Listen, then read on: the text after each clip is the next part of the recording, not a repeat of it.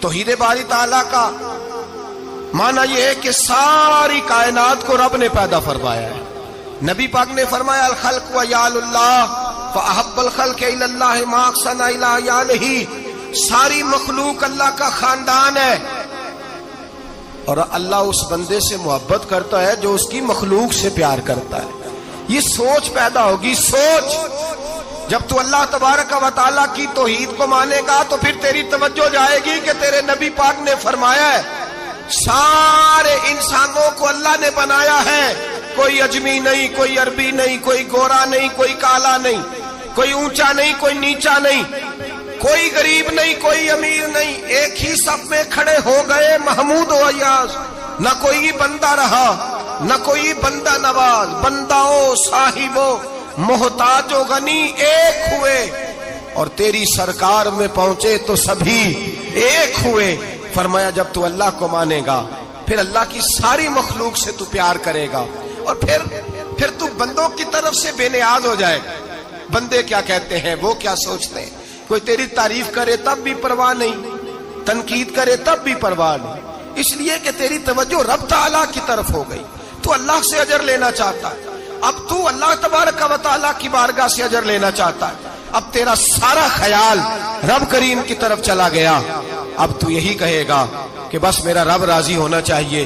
تو مخلوق سے پیار کرے گا, تو چھوٹے چھوٹے لوگوں سے محبت کرے گا, تو اشک شوئی کرے گا, غریب پروری کرے گا, اس لیے کہ تو سمجھتا ہے ساری مخلوق اللہ تبارک و تعالیٰ کی پیدا کردہ ہے, میں نے پیار کرنا. میرے اعلیٰ حضرت فاضل بریلوی رحمت اللہ علیہ کے والد گرامی بڑی خوبصورت بات فرماتے مجھے دعا مانگنے کا طریقہ میری بیوی نے سکھایا ہے. حضرت کس طرح؟ فرمانے لگے ایک دن مجھے اس نے کوئی کام کہا, کوئی ضرورت گھر کی بتائی, تو میں نے کہا میرے پاس پیسے نہیں ہیں, کچھ دنوں میں دے دوں گا. عورتوں کا مزاج ہوتا ہے, گھر کے کام انہوں نے بتانے ہوتے. پھر 2-4 دن کے بعد کہنے لگی حضرت وہ ایک کام کہا تھا. آپ فرمانے لگے ابھی جیب میں پیسے نہیں ہیں, ذرا آتے ہیں تو کچھ کر دیتا ہوں. 2-4 دن کے بعد پھر عرض کرتی ہوں حضور وہ میں نے کچھ گزارش کی تھی. آپ فرماتے مجھے غصہ آیا, ناراض ہوا. میں نے کہا تو بار بار کہتی رہتی ہے, تجھے بتایا تو ہے, ابھی میرے پاس پیسے نہیں, کہیں سے آتے ہیں تو دے دوں گا. فرماتے جب میں نے جھڑکا تو وہ بھلی مانس رو پڑی اور رو کر کے اس نے لفظ کہے تو مجھے رب کریم کی توحید سکھا گئی اور مجھے اللہ سے مانگنے کا طریقہ بتلا گئی. رو کے کہنے لگی حضور آپ ہی تو میرے خامند ہیں, بتائیے آپ سے نہ کہوں تو میں کس سے جا کے کہوں؟ کون ہے میرا اور میں کس سے جا کے کہوں؟ کس سے جا کے میں کہوں کہ میرا یہ غم بانٹ دیا جائے؟ آپ فرماتے ہیں اس نے بات کہی تو میں رونے لگا. مجھے کہنے لگی حضور کیا ہوا, آپ رو پڑے؟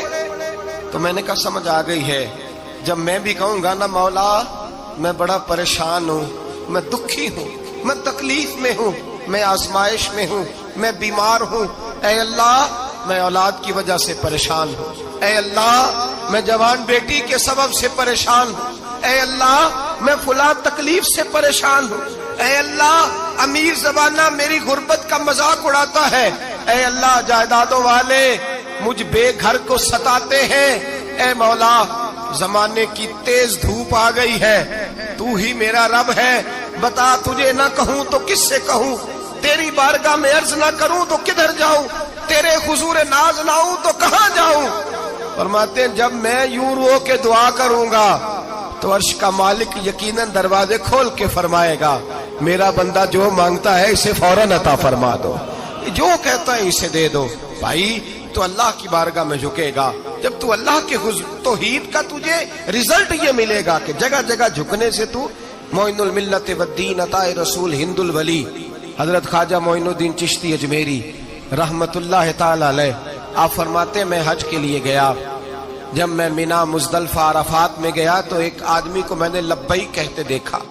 عقیدہ مسلمان کا کہ میرا رب ایک ہے, میرا رب ایک ہے, میرا رب ایک ہے, میرا مالک ایک ہے, وحدہ لا شریک, ایک ہے میرا اللہ. فرماتے میں نے اس شخص کو دیکھا لبیک لبیک لبیک پکارتا. وہ آدمی جب لبیک کہتا تو جواب آتا لا لبیک, تو غیر حاضر ہے. وہ پھر کہتا میں حاضر ہوں, پھر آواز آتی تو غیر حاضر ہے.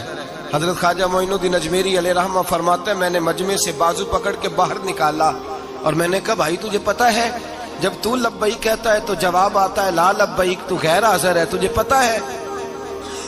آپ فرماتے ہیں وہ رو پڑا، کہنے لگا معین الدین مجھے پتہ ہے۔ میں نے کہا اچھا؟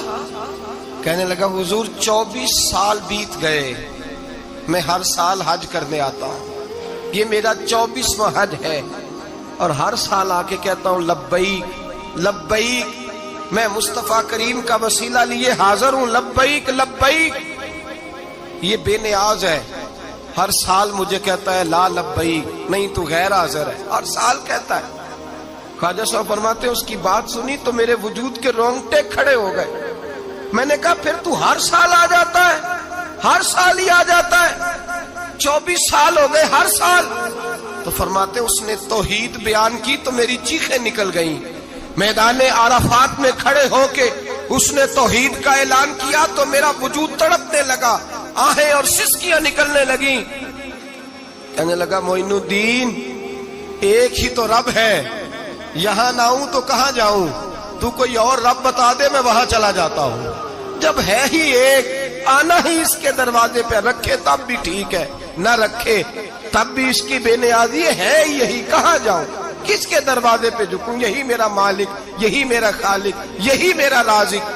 خواجہ صاحب فرماتے ہیں میں وہاں کھڑا تھا، حاطف غیب سے آواز آئی معین الدین تو پیچھے ہٹ جا، یہ میرا اور میرے بندے کا معاملہ ہے، تو اس کے بیچ نہ آ، اگر میں نے ایک دفعہ بھی کہہ دیا کہ تو حاضر ہے تو یہ اگلے سال آئے گا نہیں، مجھے اس کا آنا پسند ہی بڑا ہے۔